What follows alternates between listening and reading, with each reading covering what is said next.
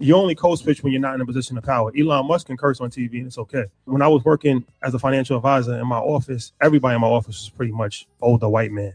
And in the beginning part of like the training, they will make you watch videos of yourself. Like we have like a practice sale. I never really realized that I actually had a New York accent until I actually watched myself speak. Then I started to realize it. And I kind of became a little self-conscious of how I spoke, because I know that I didn't have the best diction. I know that, you know, I had an accent and I didn't sound like anybody else in the office. But I realized that what I thought might have been a disadvantage was actually a superpower.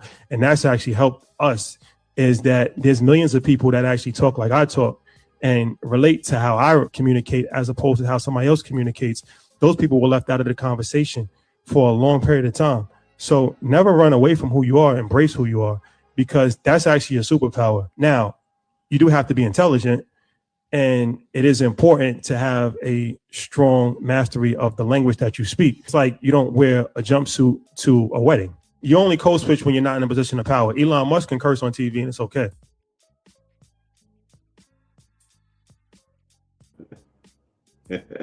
Elon. Wow, Elon is crazy. But nonetheless, I think he's kind of right in that video. Welcome to the Friday edition of Let It Be Known. I am your host, Stacy Brown. Peace and love, y'all. Y'all know who I am. I think some of y'all, for those of you who don't, I'm Niele. And this is where we bring you the headlines. So we're going to talk about it all. We're going to have a little Feel Good Friday, but of course, remind you why we got to stay on our swivel. Hey, who are you?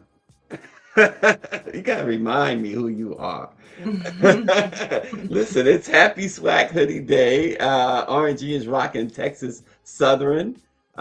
He says also some people are starting to understand why he left the Democratic Party in 2012. 7 Democrats voted to increase funding for ICE. Stay on your swivel. Stay on your swivel.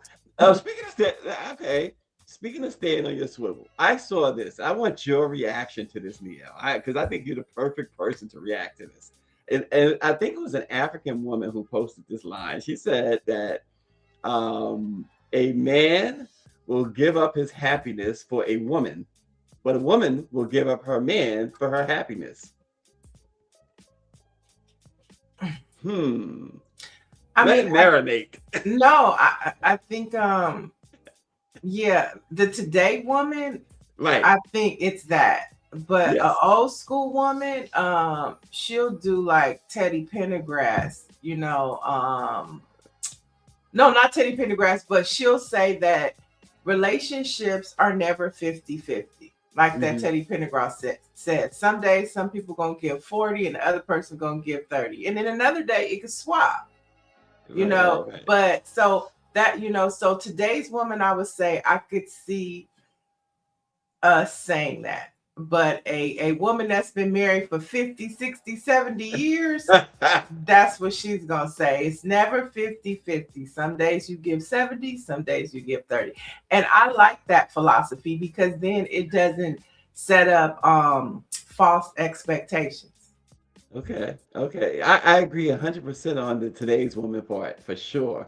That's immediately came to my mind. This is this generation. More so than previous generations. Michelle Madison says, She's like Arsenio Hall, things that make you go, That's why I had to bring it up, Michelle. I had to bring it up because I knew Niele was going to have a perspective there. So anyway, folks, we're going to have, as Niele always says, we got a lot to talk about this morning and a lot of different things, but we're going to start in Minneapolis. Nakima Levy-Armstrong was charged. Pam Bondi on Thursday announced the arrest of Nakima in a post on X. It's a new day when everything about this administration gets announced on either X or True Social. But this is, of course, after that Sunday situation, the city's church in St. Paul, where a local official with U.S. Immigration and Customs Enforcement serves as a pastor. Wasn't immediately clear what the charge or charges that they levied against, no pun intended, Nakima.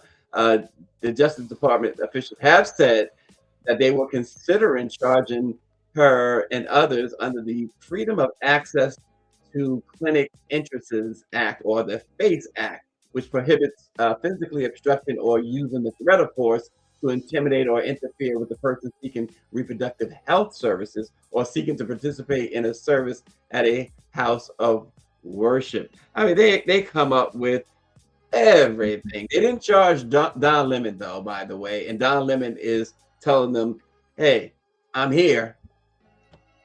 Yeah, for sure. It was crazy. First off, they arrested the wrong woman, right? They literally went and tackled somebody, took them to the federal building, and was like, "Oh, we've got the wrong woman." Now, this is according to Nakima Levy's attorney. Okay. And so it's bananas. And yes, Don Lemon didn't get arrested. And I had my thoughts about that yesterday. But I had an opportunity when Nakima was first arrested. I called her phone first, and of course, it went straight to voicemail because I was like, "Oh my gosh!" And then I talked to Georgia, and just the distraught in her voice, because at that time there was no ruling about Don Lemon, and so she was like, she told her team, "If I get arrested, you got to keep the news going." So Don King not getting arrested actually protects those independent journalists, because if they're not going to arrest him, then they can't arrest Georgia and the Toussaint Morrisons and the on-site medias because they didn't arrest him. So that was a protection for them that I was happy about. But I am concerned because not only did Nakima and those other two, now the William Kelly is the one that was in DC yelling at the ICE agents. Remember, he was in DC. So, and then Chantel Louisa Allen is a part of the Black Lives grassroots movement. And so all of these people, and so it's scary for them right now. And we have to remember that. Well, it is. And the thing about it, it's a microcosm now of what is really happening. I mean, just for a little briefing. We shouldn't want anyone arrested, is what Greer's saying, but just a little briefing of what, in a nutshell, with this ICE stuff. And as RNG already alluded to, some Democrats folding like they fentanyl addicts, voting to give more funds to ICE. You got a sheriff in Maine saying that ICE took one of their foundational Black American corrections recruit and roughed him up and arrested him, claiming he wasn't illegal, even though he had his badge and identification on him, driver's license. They also are using babies, 5-year-olds to be specific, to lure parents into traps. Trump has pulled the Hitler. He erased the exhibits on the people that George Washington enslaved at Independence National Historic Parks, President's House in Philly. The Guardian, which is one of the more trusted mainstream papers, because of course they are based in the UK, is reporting that ICE agents are purposely crushing men's testicles as a form of torture. People are being choked to death and tortured in ICE prison camps. And of course, we don't know what happened to those. We still don't know what happened to those folks at Alcatraz. Alligators probably ate very well, unfortunately. And the Trump-run CBS News was one of the first to report that the White House altered the photo of a foundational Black woman from Minnesota during an arrest to make it look like she was crying. So this is all what's going on in what used to be called America. That was a lot of things. Yeah, it's crazy. And speaking of, you kind of touched on it. The National Park Service began removing a slavery memorial at the president's house in Philadelphia. And they started this on Thursday. And it was an exhibit that opened in 2010 and honored the lives of 9 people held there who were enslaved by President George Washington. So the action cam captured the staffers taking down board panels that told the stories of these 9 people held in enslavement. And this is the interesting part. Interior Secretary Doug Burgum ordered disparaging. This was classified from this Trump plan administration as disparaging materials to be removed from Independence Hall ahead of America's 250th birthday. And this was a directive, of course, from Trump's executive order entitled Restoring Truth and Sanity to America. And see, he signed this back in last March, this executive order. But here we go, seeing in 2026, a lot of the things he did last year, we're going to start seeing even more of the impact this year.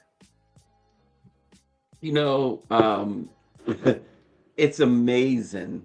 There's a poll that shows that Trump approval rating among everybody, including Black people, his approval rating is down to almost single digits with Black folks, right?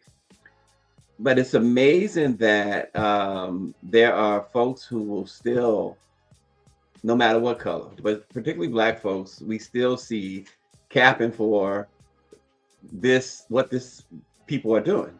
Yeah, It's just it boggles the mind that you can look and be okay. Anybody, because even those who are profiting from this, even they have to hold their nose. Some of them, many of them. Yeah, it is wild that, you know, there are still people that support Trump. It's wild that people still don't vote when they see stuff like this happening. And it's wild. It's getting to a point to where it's wild when people don't speak up, you know, not just, you know, on national issues that you see on your timeline, but just for your neighbor, for what's happening in your community. I mean, I think those three groups, the still Black Trump supporters, the still Black non-voters, and the still Black people who just don't, you know, have anything to say but a scroll. I mean, I think those are our biggest issues as a Black community. Yeah, you know, the mind is a terrible thing to waste, and these and a vote, a mind and a vote is a terrible thing to waste. Well, I'm going to stick with the mind. Y'all can do what y'all want with the vote, but the mind is, and the thing about it is that to sit and see a 5-year-old child handcuffed and dragged in the snow, 5 years old, I don't care what race he is, to say that that's okay, to be okay with that, to see men, particularly Black men, especially when you want to call yourself foundational Black men, to see them get their testicles crushed like a slavery again. This is how ICE is treating them. So like how do we change? How do we change this, Stacy? Well, listen, you said the people have to rise up. That you know, I don't have a solution for what folks are looking for as far as politically, because both sides. There's no better side in my view. There's no better side. You got racist and hateful people on both sides. You got people who are going to look at those 7 Democrats. They're looking out for themselves. They don't care about you or you. You know, they're looking out for themselves. We know what the Republicans have presented. They, you know, this iteration of the Republican Party is a disgrace to anybody who's ever sat in office. We know that. We know that the other side has been weak. This is why when you get into politics, who was it? 50 Cent said the other day when he was asked about Nicki Minaj, and He said the two policies that these people, and not that we like quoting 50 Cent and that he's anything good about this guy, but he said the two things you stay away from in this business is politics and religion. Helen Brown said the city of Philadelphia filed a lawsuit. I did see that. So hopefully we're going to track that story, because that is a cursor for other, museums and federal monuments or historical landmarks that we're going to see, because they're getting ready for this 250th anniversary. And as we can see, they are erasing Black history. And they're trying to erase Black people, period. Let's face it. This, y'all, people said in the beginning of this ICE stuff, when they appeared to be just going after immigrants. Oh, it's not a Black thing. Yeah, it always has been about you. It's always been about you. They could kill why? Their immigrants are doing stuff that they want us to do. Remember, Trump said Black jobs. They're taking the Black jobs. They're doing stuff. They're out there working in jobs that many of us don't work in. Some of us will not work in, and they're doing it, and they have been doing it for pennies on the dollar, without a complaint. So it's never been about them, because that's what they want y'all to do. That's what they want you foundational Black Americans to do too. That's what they're about. So the chickens have come home to roost, as Malcolm said. And now we're seeing a foundational Black corrections officer minding his business, doing his job, right? A Black woman. The White House turned her picture. When they handcuffed that Black woman and they let her out into the car, into the halls there, into the justice system, there was no tears. She held her head up high. Back, what they used to say, chin up, right? Back straight. It was like, okay, let's do this. The White House altered that picture to make her seem like she was crying. And White House. You're talking about Nikema Levy Armstrong now, right? No, was that Nikema? That wasn't Nikema. Yeah, that was Nikema. It was Nikema? Come on. And y'all have seen Nikema on this program. You know good and well Nikema would not be going out like a punk. You know that. But the White House wants you to believe that. The White House. Give me a break. And y'all want to pretend this is okay? There's some of you out there pretend. Well, I get the races. This is there, as you said, Niele, have you been saying? This is, you guys are your ancestors' wildest dreams. So I get that. I get you guys, the races on the chat. It's the Black folks that I don't get. It's the Hispanic folk. Look what they're doing. Cuba. We saw Cubans for Trump in 2024. Cubans for Trump. Cubans for Trump. Now Trump is not only kicking every Cuban out of the country, he's planning to go and invade Cuba. How about that? Give me a break. Wake up. Speaking of waking up, whether you are sleeping or not, you're gonna get hit. If you are in the path of this storm that's coming, it's expected to affect 230 million people, according to the latest information from the National Weather Service and AccuWeather. Places like Dallas and Austin, Oklahoma City, Nashville, Atlanta, Charlotte, Washington, D.C., Baltimore, Philadelphia, and the Big Apple, all the way to Boston. Forecasters say the snow could be as much as 23 inches, 2 feet almost. This is huge, Niele. Yeah, we talked about it last night over at the Shade Room. Our hosts are from Chicago. And so, and speaking to you and Greer on what's happening on the East Coast, it is impacting everybody except California. I'm sorry. We have some clouds in the sky. You gotta go up to Big Bear to see some snow. But I'm actually jealous, because when I hear everybody like, oh, let me pack up, let me get my stuff, I'm about to Netflix and chill this weekend. There's no. Yep. I'm like, I'm gonna have that experience. We don't get that experience now. Everybody's like, you don't want this experience, but I think it's something to have at least once, because the way the reports are happening, over 230 million people. Wow. Listen, when I lived in California, Niele, I did miss. I'm not a fan of the cold, but I did miss that. Although you could have a little fun with your family and friends back east, because I used to do that. I'd be barbecuing, it'd be January, and they bundled up, minus temperatures. I got 85 degrees in the valley, and but I did miss that. And people will say, I won't put words in your mouth, but I'm going to say what people will say. I wanted to hear what you say about this. People will say, well, why don't you go take a vacation to a area like Colorado or wherever where you get all the snow? Now, why isn't that the greatest option? Oh, I want to do that. I want to go to Vail. I want to go to where is Sundance? I want to go up to Utah. I do. I just don't.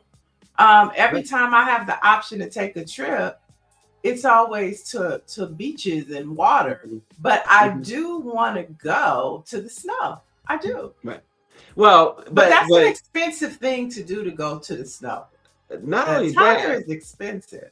It is. You mentioned Vail, Colorado. That's expensive, to go up there with the ski resorts and stuff. But I was thinking, Niele, that you simply just wanted like the East Coast, right? You want it at your door. You want to see it from your living room. Yeah, like you said, Netflix and chill. Yeah, and have all your goodies and snacks, and maybe a couple of your favorite cocktails, and sit there and just click and cook and cozy wozy. Yeah.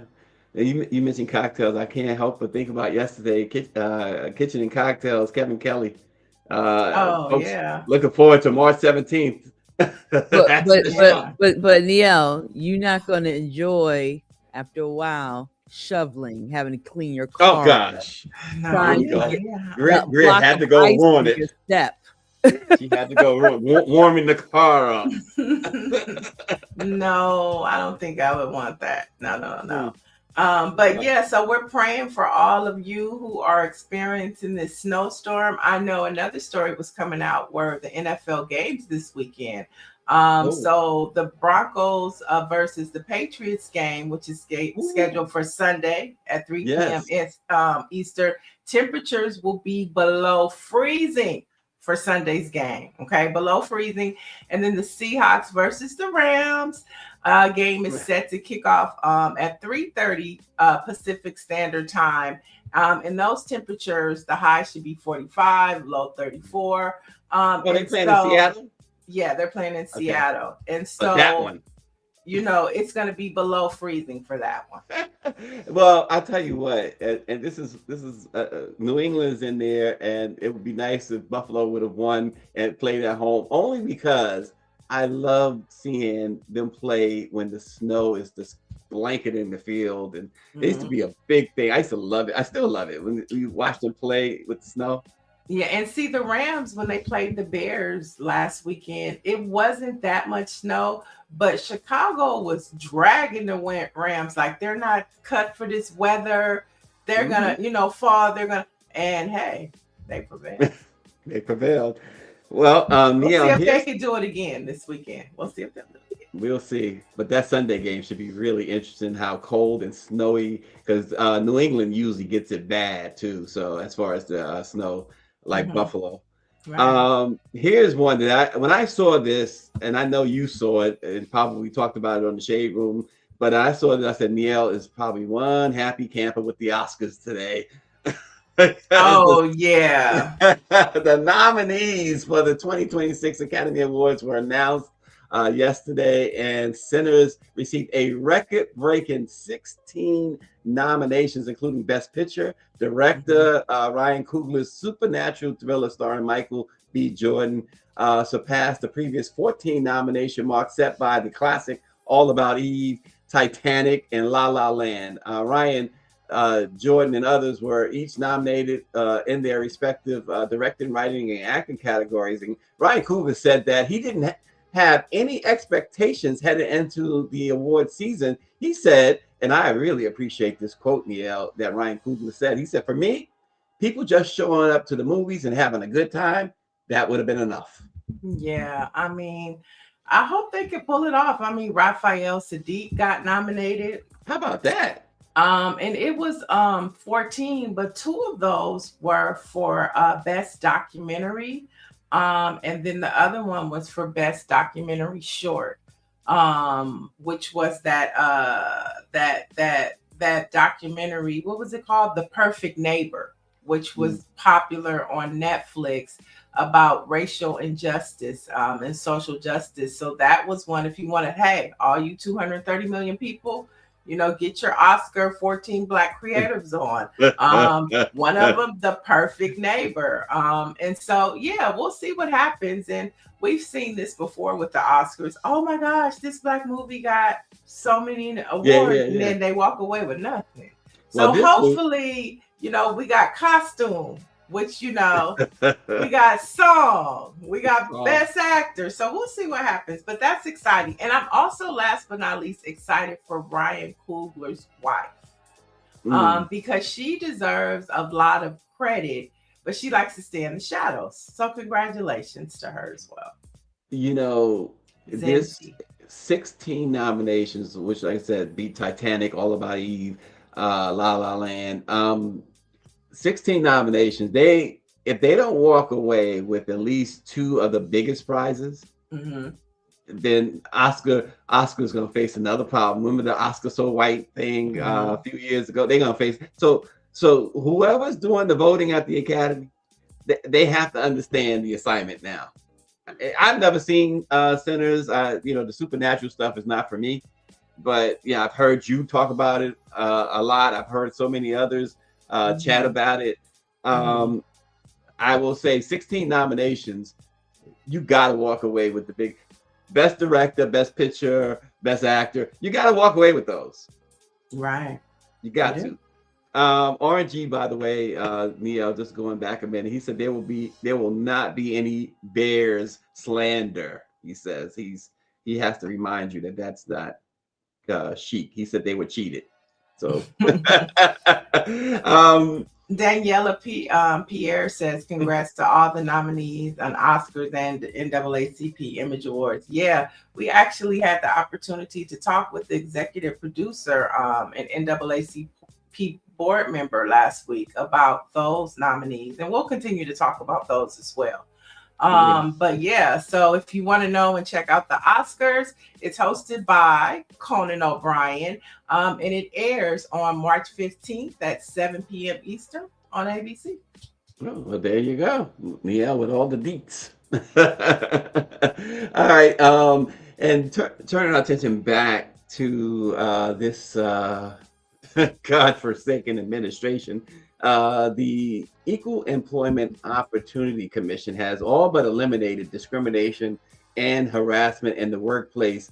The commission, which is the only federal agency that protects private sector workers' rights to be free from discrimination, yesterday was on the verge of erasing, and I believe they had the votes to erase a guidance document outlining all forms of illegal harassment, which sets the agency back to the 90s. Without the document to refer to, folks, workers will struggle to vindicate their right to be free from harassment, and courts will be deprived of a worker-friendly and up-to-date set of standards for what constitutes harassment and discrimination. So they're telling you now, this administration is saying that there's no such thing as harassment or discrimination in the workplace. Yeah, it's ridiculous. I know the AG over in Miami, he said some stupid shit yesterday. I can't remember what it was. They just say dumb stuff and do such racist. I mean, and it's not even, you know, smart racist stuff. It's just dumb. And it's just why, because at the end of the day, what they're doing impacts their people the most. Yeah, well, and so that's the whole idea, that concept of cutting off your nose to spite your face, because they never consider. Say that one again. Say that one again. It's that concept of what? Cutting off your nose to spite your face, because they don't consider that. The same thing with SNAP. And actually, you notice quietly, there's been nothing about SNAP anymore, right? They're not messing around, because they realize after they did it and after they hurt their own people, oh, more of our people do this than them. It's so many other things that they can only see tunnel vision, and that's what racism does to a person. That's what hate does. You can't see past that little tunnel, right? And it's so much collateral Preach, Stacy, damage. preach. Oh my God. RG is asking this question, and I'm glad he asked that question, Niele. He said, what is up with white women in tennis? Every time they lose to a black woman, Miss Mayonnaise throws a fit. Naomi Osaka is the latest casualty of winning while black. Yeah, I saw a comment God. that Naomi Osaka made. It was funny. I can't remember, but she just She kind of did like nothing passively, wrong. was like, her problem, not mine. It's her problem, not mine. I love that. Yeah. She did nothing wrong. There was nothing going on, right? It was between serves. The girl was not trying to serve anything, and Naomi was trying to pump herself up. After a point, she was like, come on, pumping herself up, right? And the girl used that. She complained to the referee, and the referee calmly told her too, hey, she ain't do nothing wrong. You was not trying to serve. You wasn't doing anything. If you want to do it, sure, you can do it too. Right. And I love how Naomi handled that. That was awesome. Some Friday fun, folks. Before we get back to even more serious stuff, I saw this post and I had to bring it back because I think Niele again is the perfect person to ask this question. Now I have an answer for at least one of them, and it is that it's going to have some folks a little bit mad. But if you could listen to just one Michael Jackson song, or one Beyonce song, or one Prince song for the rest of your life, just one. You can't listen to any other of their music. You have to pick one song. What would it be?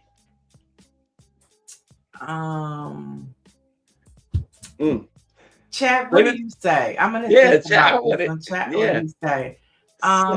Okay, you want to go your first? Thoughts? No, what are yours? I was going to give you my thoughts. So for Michael Jackson, the song would probably be, I say one song, and so it would have to. I had a thought. I had to figure it out. Now I thought I had to figure. No, I thought I had to figure it out. I thought I had to figure it out, but then I thought of something else. But maybe Nancy Wall says "Man in the Mirror."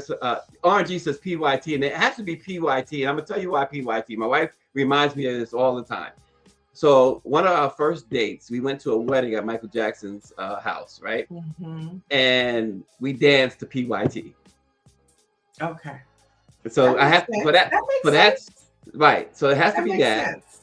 For Prince, for me, it has to be "Forever in My Life," because that's the song I dedicated to my wife during the wedding.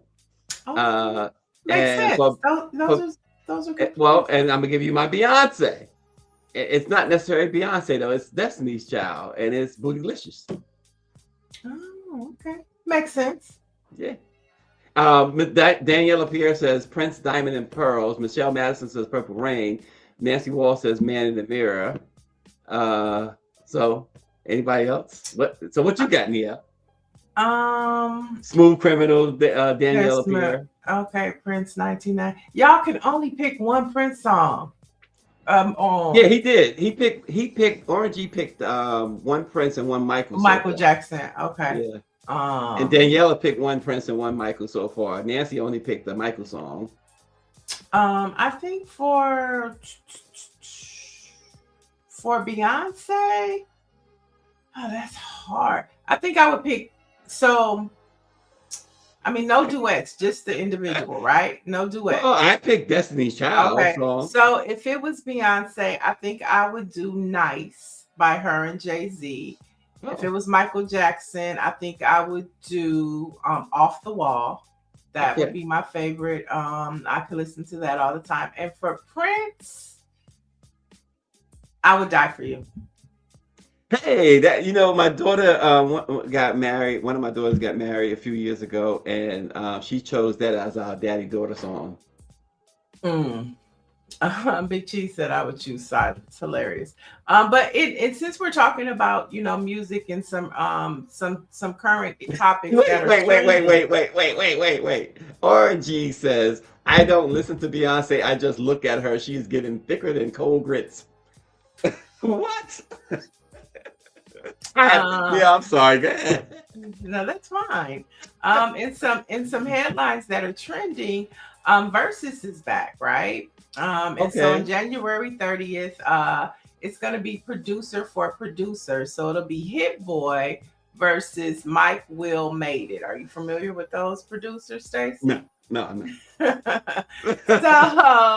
So they produced for Kendrick Lamar, Alicia Keys, Mary J. Blige, Nas, Beyonce, Rihanna, Travis Scott, everybody. So any current song that you know, they're gonna do. So it's like, you know, who everybody's talking about, what will they bring out? Because so for example, there we have it. So we're doing like Rihanna's Pour It Up versus Sorry, Beyonce. So Mike Will did Pour It Up by Rihanna, and then Hit Boy did Sorry by Beyonce. Oh. So, you know, so that would be a good head up. So, Okay. you know, Hit Boy produced Mary J. Blige in Renaissance. I mean, Mary J. Blige and Nas, right? He was the one that gave Nas his rebirth. And then Will, you know, he has Kendrick Lamar and Alicia Keys. So it's going to be hit for hit. Yeah, But yeah. I kind of like that. What I like is they're returning to the original concept of Versus, because remember, it was Timberland and Swiss going back to back on who had the biggest hits. And that was, you know, that was fun. It was really fun. It was dope. And then you had Babyface. It was Babyface. Who was Babyface? And Teddy Riley. Teddy Riley. That was a good. Yeah. Because then you get a chance to really hear, like, you know, your favorite hits. Right.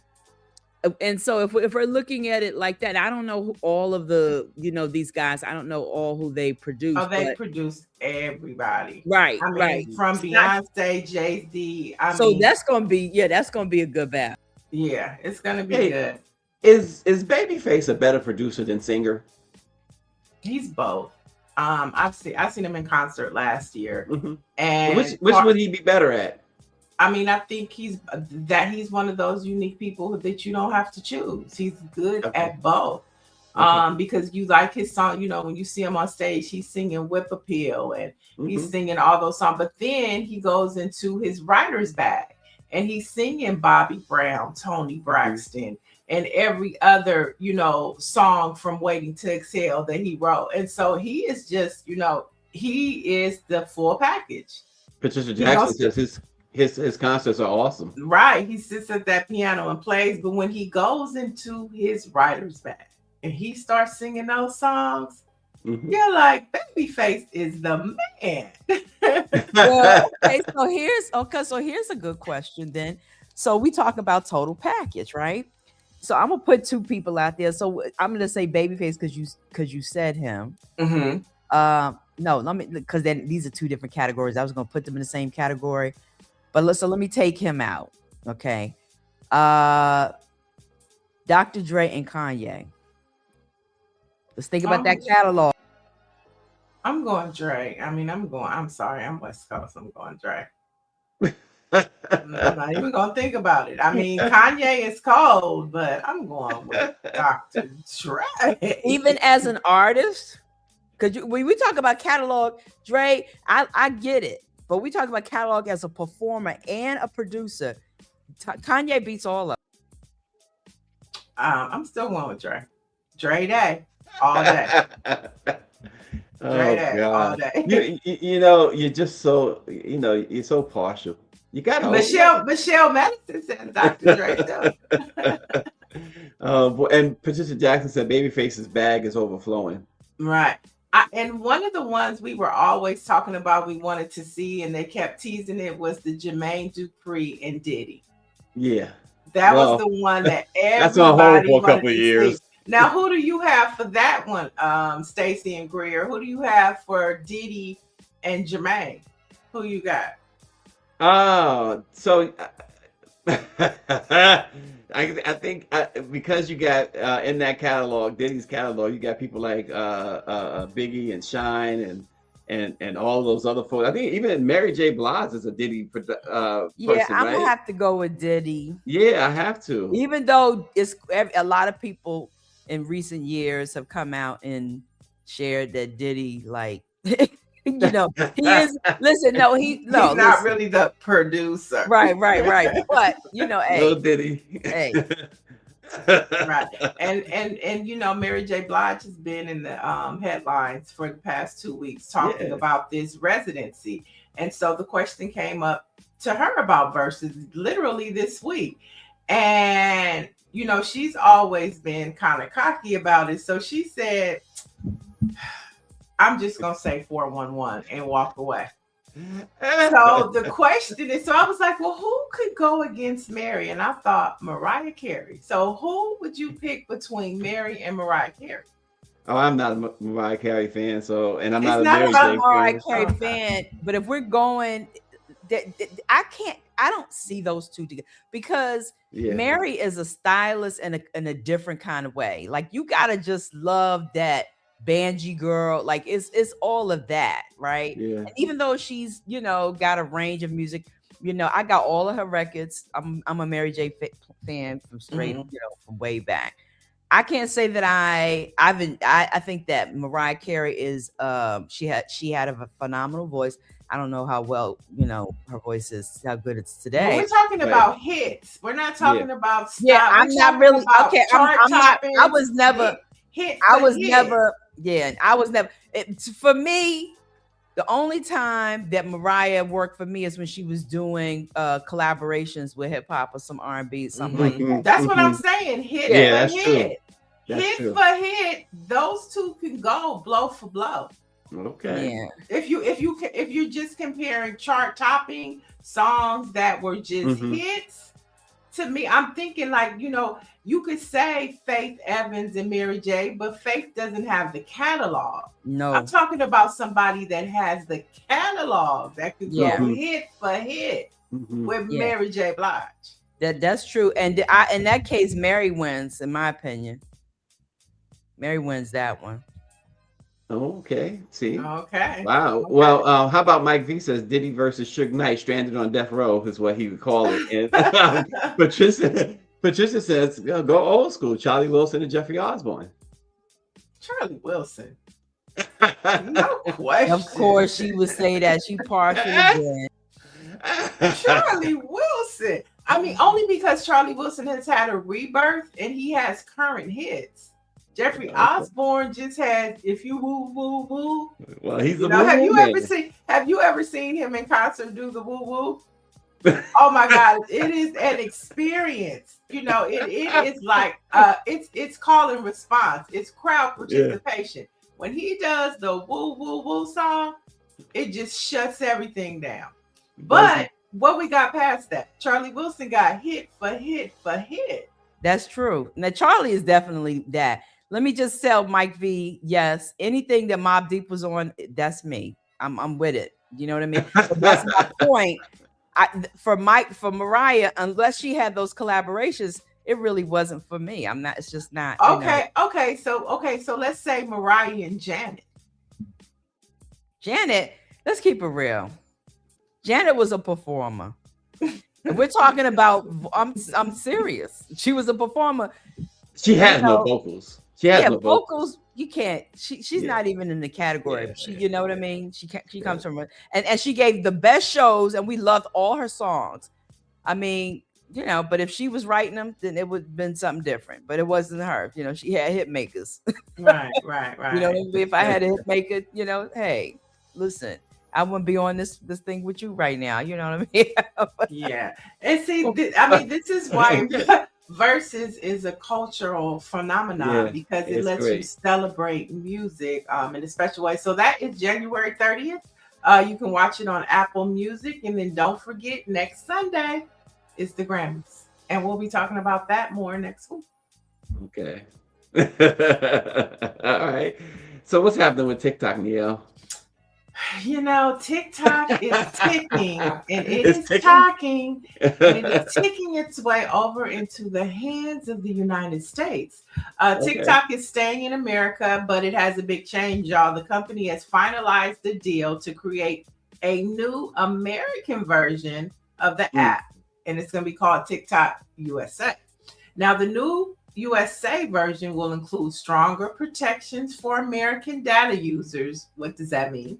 Elon got Tighter it. security around the algorithm. Oh gosh.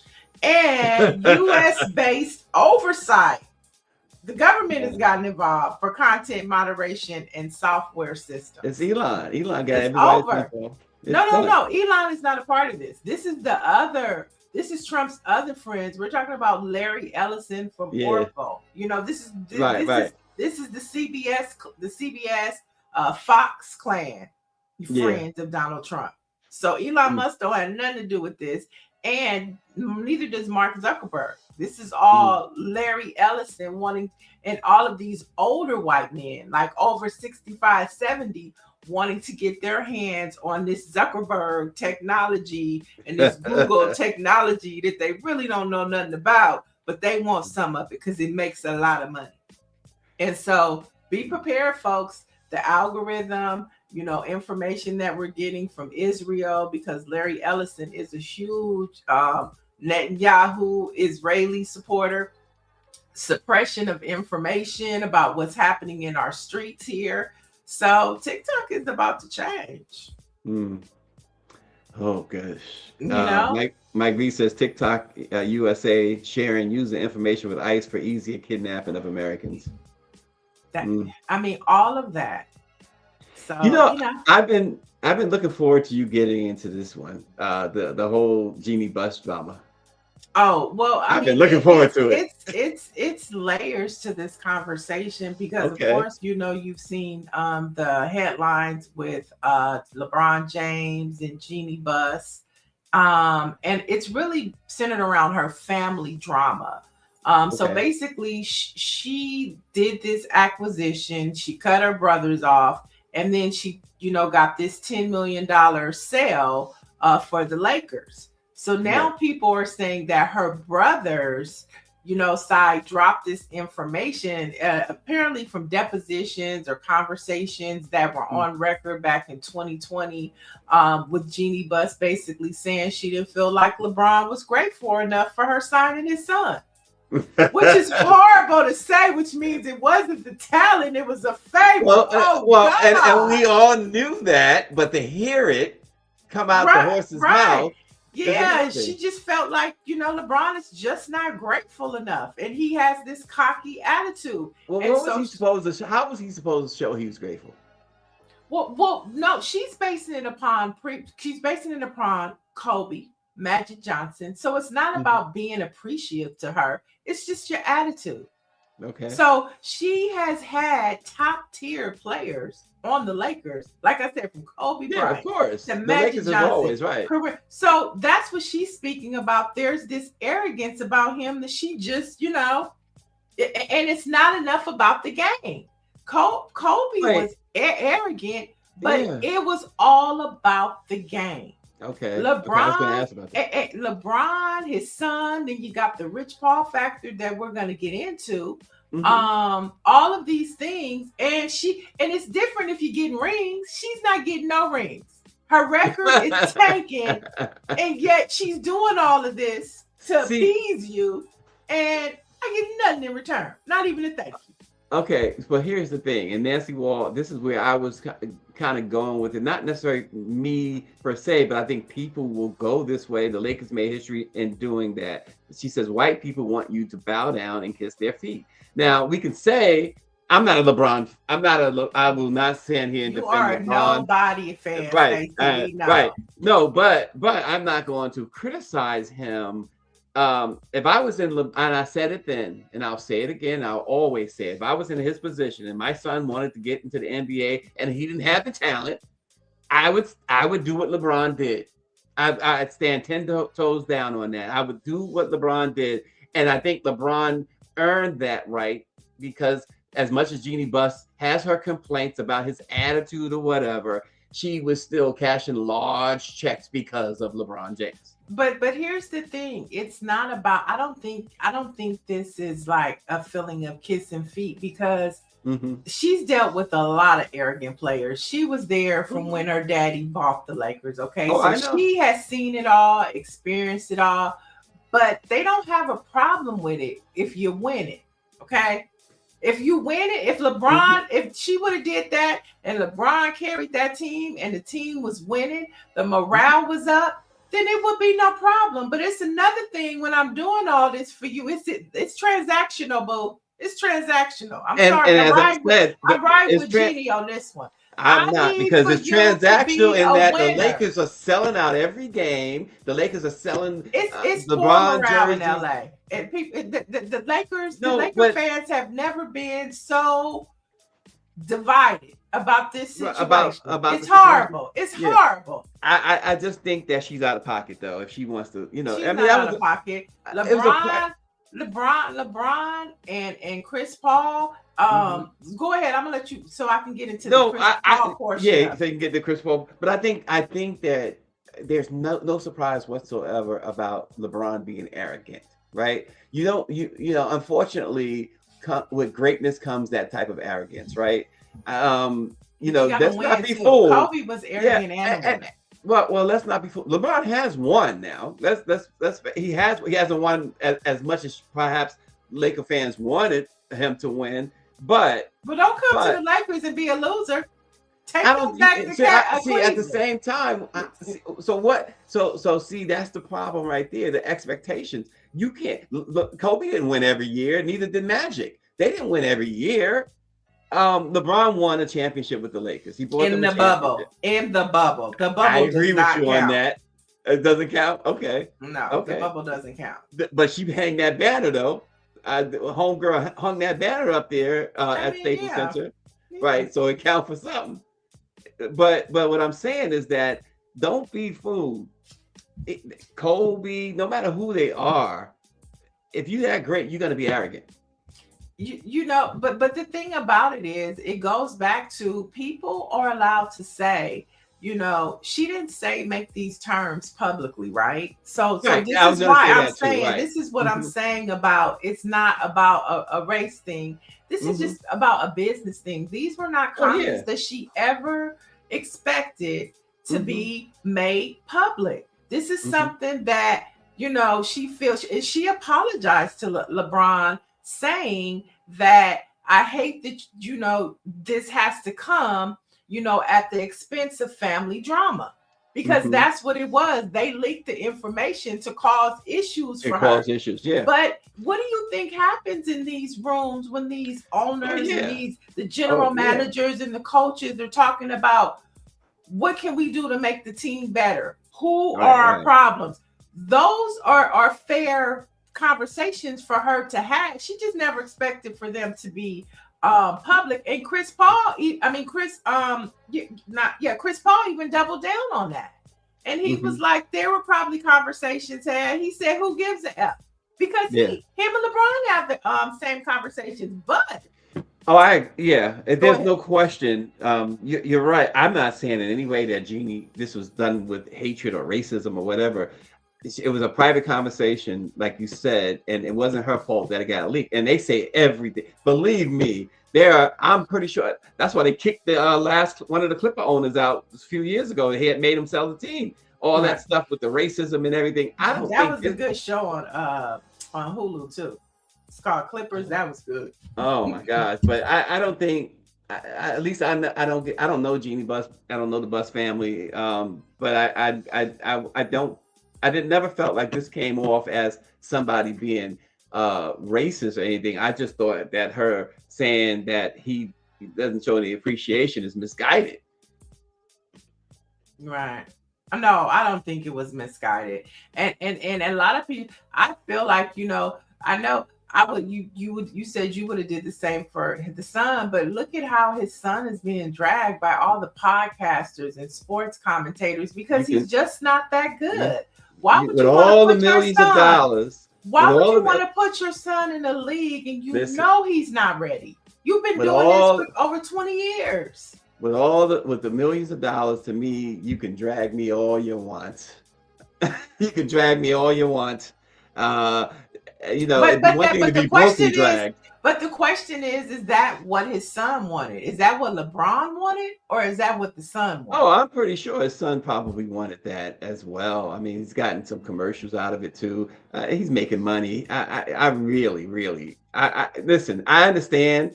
There's that point of you don't want to be embarrassed and all, but folks, for $5.5 million a year, whatever LeBron Jr., Bronny James makes, drag me all you want. I'll take some embarrassment. So let's talk about the Chris Paul factor. So Chris Paul now has a podcast. And a lot of the sports and NBA industry are kind of looking side at him. Because he was discussing on his show trading Austin Rivers and or Luka on his podcast called Game Over. Now, Austin responded this week saying, and I quote, "Why do you have a podcast anyway? You're not an effing player. I don't know any other agent sitting there on a podcast talking trades. Please, everything you say is going to be a representation of LeBron." Yep. He's 100% right. And any other client he might have, I just think that's everybody's got a podcast today. Everybody's got it. But I think it's a horrible idea for an active player's agent to be not only be on the podcast, right? And to be on the podcast, but talking about trades. That is, the NBA needs to step in. But like Austin said, it's a reflection of LeBron. LeBron is clutch. You can't get around it. Oh, I know. Clutch, Chris Paul, they hand in hand like this. And so that's what, when you go back to Jeannie Buss saying, ungrateful, I think that just Bronny was a tipping point of just his overall behavior and how him and Rich Paul are handling certain situations. And this is an example of it. Yeah, he's Rich Paul is used to having his way because his biggest client has been for the past 2 decades LeBron James. And I'm just gonna say it. He looked like he got Napoleon complex there. I had to say it. I had to say it. Oh my God. Yeah, that's just a horrible look for. It's a horrible situation for the Lakers. You know what I'm saying? And then you can't have an agent on a podcast he's the host of the podcast, I gather, or one of the hosts, yeah, right? It's his podcast called Game. Yeah, Game is Over for real. And talking trade, you can't trades. do that. That should be against whatever bylaws or whatever the NBA has. I have never seen that. You see player agents become team general managers and presidents or whatever. I know things have changed when it comes to agents now. I mean, the Knicks president is a former agent. But look, you can't be on podcasts talking on your podcast talking trades. That's what I was talking about earlier. Matt Barnes was talking about on All the Smoke. He was like, "That's wild." Yeah, it's unbelievable. And so I think that is an example of it's not about Bronny, it is just about the way they are moving. And I get it, but it is just not healthy for an organization. And you see what's happening with the Lakers, from family drama with Jeannie to player drama with LeBron. You see what's happening with the All-Star game. He wasn't voted to be a player. He didn't deserve it. But here's the thing, too, Niele. A break here or there, the Lakers can win the championship this year. Okay, well, we'll see. No, they're not. But I'm saying, if they get a break here or there, like if something happens in Oklahoma City or San Antonio, they have a chance to win the title. Well, everybody has a chance to win as long as they play. No, that's not true at all. I mean, and as long as they qualify, but everybody is a contender, but to say. Well, what I'm saying is that injuries happen, that's the most important thing. Injuries happen, and it could happen. They could be in the playoffs, right? And going against perhaps Oklahoma or San Antonio, the two teams, one of those two teams without injuries factoring in, they will come out of the West for sure. But they could somebody important or a couple of somebodies could get hurt. Right. But well, anything can happen. There was a movie called Any Given Sunday. So I mean, we'll see. But the odds are against them. Oh, the odds are against them. And, yeah, for sure. And we're talking about like the All-Star game and him not, being selected. Then he said if he's selected for the bench, he doesn't plan on playing. He's going to make an appearance. You have a retired basketball player saying that LeBron messed up the All-Star game. And then the biggest, embarrassment he should feel, because this would never happen to Kobe or Magic or any of our other primetime players. It's in his hometown. The NBA All-Stars in LA next month. And you mean to tell me our biggest name in sports didn't make the bench? I mean, the bench. Forget the starting. And again, I think all those players who do stuff like that, and in this case, LeBron is, they should be required to suit up for. Like I said, it's an exhibition game, so suit up for at least 5 minutes or whatever. Yeah. Give the fans 2-3 minutes. That shows ungratefulness toward the fans. Yeah, but my point, I like LeBron. I like from a business standpoint. I've loved how he has taken his career, but I think he's just in this moment now where he's feeling himself and Chris Paul, and they are not. It's not healthy for the overall game. Right, and that's what that was my point about talking when I said that a break here or there, they could win a championship, but you got all of this. You got all of this distraction.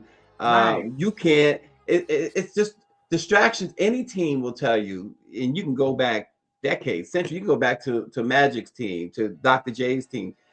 They will tell you, too many distractions. No matter what the talent is on that bench, you're not going to win. Right. So we'll see, and feel bad for the guys in the locker room, because Luka's in that locker room, isn't Austin in that locker room? And to hear Chris Paul saying stuff like that, he's having those conversations with LeBron. It's just an uncomfortable situation and unnecessary. But speaking of NBA, Charles Barkley, who's somebody who has been critical of LeBron as well, is disappointed with ESPN. Now, he recently appeared on the podcast and talked about how he wished the iconic show that he and Shaq and the other two gentlemen hosted had more airtime on ESPN. Now, remember, they had the show. What was the show called? Something Inside the NBA. Inside the NBA on TNT. And then TNT lost the contract. So now you have basketball games, not just on regular TV, but on streaming platforms. So it's like, where do they go? They go to ESPN, but the show is not a weekly. So he said they've had just a few appearances. He said they only had one show in December versus nearly weekly shows last year on TNT. So he is now speaking out. Okay. He's always speaking of shut your mouth, Charles. Go back to Alabama and sit down. Go, nobody wants that. Maybe they don't want to hear from you. It's about time somebody that says show. A lot of people love that. Oh, I know they love that show. I know a lot of people. They got Yeah, people, so that's what he's talking about. But I'm just saying that, it's not just him. It's not just him. It's a team. And what he's saying is that move over and make some space for somebody else. That's all. I mean, I'm not. What I'm saying, Niele, is that Barkley, you get enough attention as it is. He's obviously taking the lead as the spokesperson on this matter. So I'm going after him. You've done enough. You've said enough. Go somewhere else. Go to Alabama, run for governor, like you said you wanted to do anyway. Just hush. I'm tired of Charles Barkley. Kenny Smith, I like. True. Shaq I can deal with. Charlie. But I get what you're saying. You're right. You're 100% right. They got great ratings. People love that show. So give the people what they want, I guess. Well, we'll see what happens. He's spoken out. It's out there now. Everybody's on the podcast telling us how they really feel. So we'll see if ESPN gives them some more dates as we approach the playoffs. We'll see. But what happens. it's a different era too. I'm not talking about Barkley in this instant, but we was talking about LeBron and with social media and all that. And these players, I saw yesterday a Knicks player who is on the trading block indicate that he had been traded. He's not been traded as of yet anyway, but on X, and his teammate, one of his teammates tweeted back at him, "What's going on, big dog?" It's they get out of control here. This guy, he gave this whole speech. Yabusele is his name, Gershon Yabusele, who gave this. He's had a horrible year. And he gave this statement, "Oh yeah, I'm still ready to go to war. Whatever comes next tomorrow, we'll see what's going to happen tomorrow with whatever they decide tomorrow," as if something is coming down the pike tomorrow. Now, tomorrow, the Knicks are in Philadelphia. Yabusele's former team is the Philadelphia 76ers. So perhaps this was him overstating his return to Philadelphia. But even his own teammates on social media is questioning what's going on here. Why are you saying these things? And it just so happens that the teammate who questioned him on social media is a teammate, Mitch Robinson, who continues to put his business on social media. Somebody told him that he had small penis complex, and he goes to answer and says that, "Oh, you really want to know how big this thing is?" And he's going on describing his penis. It's like, what are you doing? You guys are making 12, 15, 30 million a year, and you are bothered by some fan that's actually giving you money.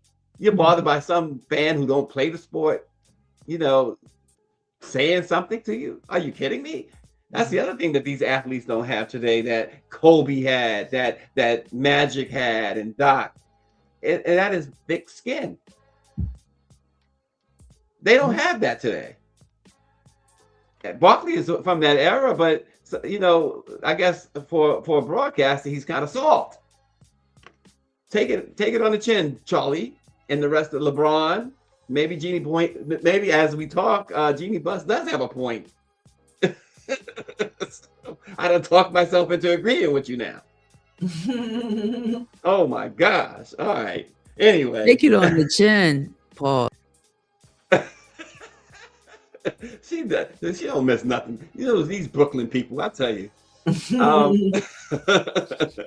The Root has listed Black celebrities and top Black figures whom they said have disappointed the community.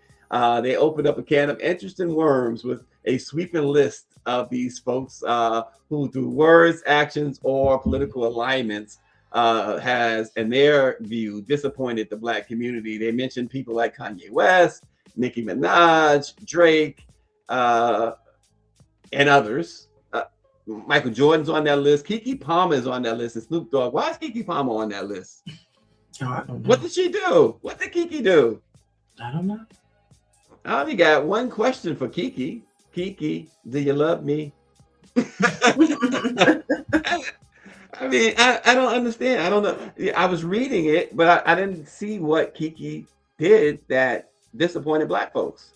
I think that they picked too much on her personal life that she made, that she made public, like the thing with the baby daddy and stuff. But that was more him than her, right? And I think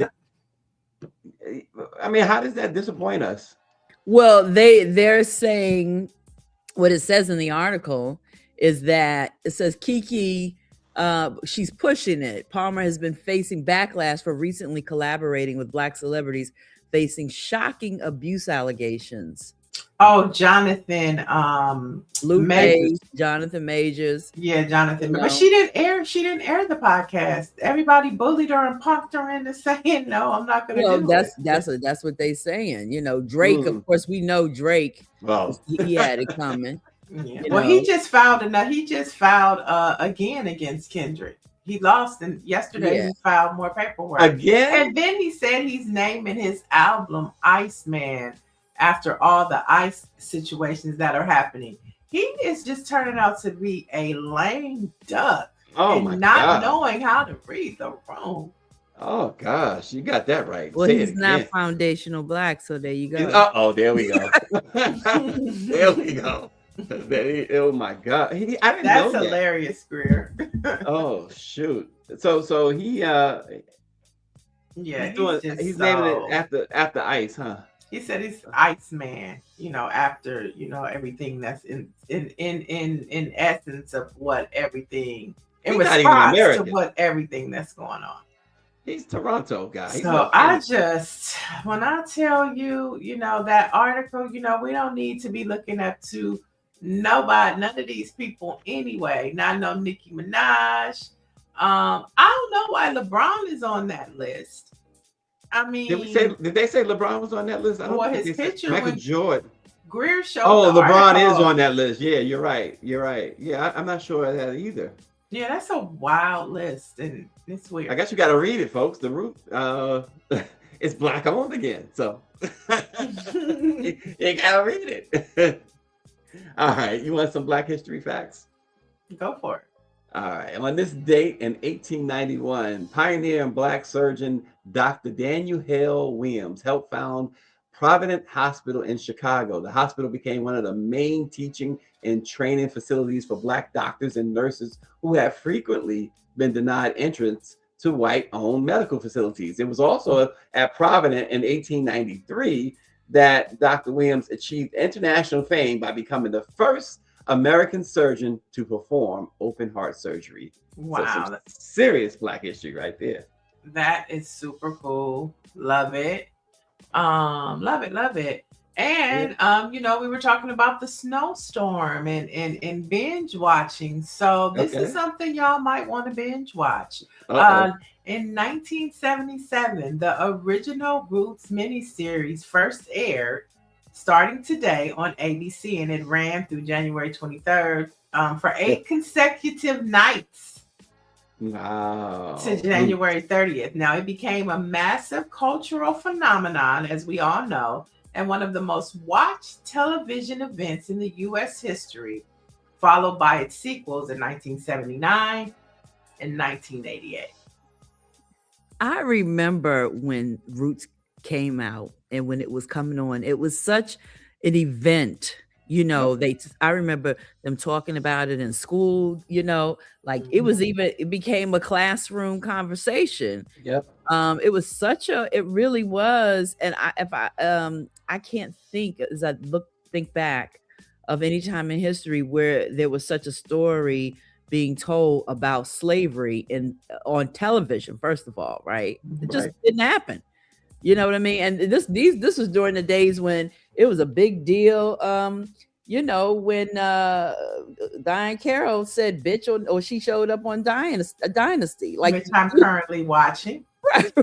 She's currently watching. But I mean, even saying, the word bitch, she said, but it was like, it was such a time. Yeah. Well, too, I'm sorry, Niele, go ahead. No, you go ahead.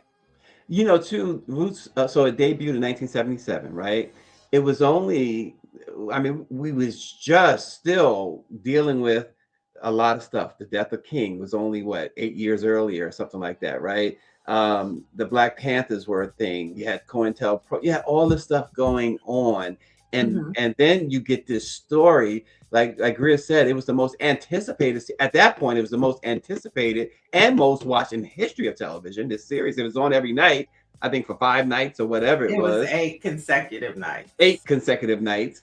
And it was the first time in my, how old was I? Look, it was the first time that 2 years older than me. It was the first time after when Roots was airing, when I went outside and a white person called me nigger. Really? Yeah, that's the first that you time remember. That I remember, yes. That you remember. Right. And that I know about. But as I think back to that time, I was just a kid, but I felt older for some reason because we Right. were having these conversations. Just think about it. The violence that was seen in this movie, the fact that it was even being shown, it was such a big deal, right? Yeah. But that you would be just a kid, 7, 8 years old, 9 years old. right? Talking about, like I said, Yeah, I was still only younger. 4, so Yeah, I was didn't younger. catch She was on just a till baby, right? I was just a baby. She was a baby. So I She was didn't really a catch baby. on till a little But- later. But I loved Queen. That was my favorite. Now, Queen, I enjoyed. I was that of too. age when Queen came on. Halle Berry played Queen, right? Mhm. Yes, she Yeah. did. Now I remember that one. I was good for that one, and that one was good as well. I Well, mean, it RG, was since the riveting. Roots were to air today, Trump would sue the network that aired the movie. Yep. Yeah. You Listen, go and ahead. Greg. listen, it would and listen, and all the violence and trauma that we've seen, and like that's really light. So he would go off of the Right. violence that we saw there. I mean, seeing a Black person whipped. That was major. Mhm. Yeah. That was such Yeah. seeing a Black person whipped and having to say massa and somebody running and and is getting his foot cut off. I mean, just think about what that was back in that time. But Right. we've seen in movies and television now. I mean, it's way more. The violence is just on next level. That we're not. We're so desensitized. You had to. Nobody would walk out of the room today watching Roots and this man getting his foot cut off or whooped, right? Nobody would do that because the violence is just so. But so I'm just thinking about that. Like this was like analog, Right? But when here I go with my Black pride. Systemically, the way the stories were told, that we were a hopeless people, right? And even though the story, it was important to be told, it was told through a story of oppression and like we had no power, right? That's how we grew up seeing slave stories where we had no power. Then you have like the underground, baby. so where right there. that is what they Loved did. They could green like that, but you could never get an underground greenlit during that time because the story showed the power and the ones that ran and didn't say yes, Amasa. She said, Noah, we got to run now. Yeah. And it was just like, whoa. Or even Nat Turner, The Birth of a Nation. Look at how they did. They do not want those stories of us being in charge and taking ownership of our destiny. They do not want that story to be told. Right. Yeah, that again, it was quite the time. Roots will always. It's one of the reasons why, like you said, you mentioned underground, and you're right, they would not allowed it, but this underground really is what we needed instead of Roots. It's no shade against Alex Haley and his story at all. I mean, what a horrific story, but in hindsight, I wish we'd have had underground instead of Roots. that was not horrible. That underground would have never happened during that time because to Niele's point, it's something we say all the time. Black America profits off of seeing Black people in trauma and on the losing end, begging and that's when dudes who said, I could have never been a slave, man. That's what I'm saying. Brother, I could have never been a slave. If I was a slave, Yeah, it's but Roots still, like I say, it's a good binge watch this weekend. If you're snowed in. Another one is Sarah. I don't know if you guys saw Sarah. It's on Tubi. Yeah, it's a lot of good slavery movies on Tubi. Did you see it's not a slavery movie, I thought it was, but the one we talked about before was it Sarah's Oil? It's on Prime now. You know what? I might go and support it and buy it this weekend because it's now on Prime. Yeah, it's now on Prime. Yeah. The Alabama Brawl is on Tubi now. RNG says. So you know, we had good for our homeboy. him. Yeah. So there you go. Wow. Well, folks, make sure you if you are in the eye of the storm, bundle up, buckle up, and don't go to the store and buy the whole store and stock up for a month. It's only gonna last a couple of days. It's too late. I was at the stores yesterday. There was nothing on the shelves. Nothing. Not even Costco's. Oh my God. Oh God, Costco. I was like, is there an apocalypse that I didn't hear about? And I said, oh, well, I'll go to my last stop. I said, I'll go to Whole Foods. Surely there'll be food there because it's too expensive. No eggs, no meat, nothing. I might go to. But I had told you guys about that Liberian movie with Vivica Fox about the classism. It's called Providence Island. It was from 2017. Providence Island, about the American slaves going back to Liberia. That was a good one. Providence Island is on Tubi. That's it. There you go. All right. So you guys check out before you get to Orangey. You guys, all of the news, support Black Press. Support Black Press USA. The Black Press needs you. The Black papers need you. The publishers need you. But most importantly, it provides the news, views, and opinions that you need. That's BlackPressUSA.com. He said they got people fighting over generators down where he's at. Yeah, I would imagine so. That's the other thing. Gosh. Well, be safe out there. Whatever you do, do it safely and stay warm and stay safe. Have a good weekend, y'all.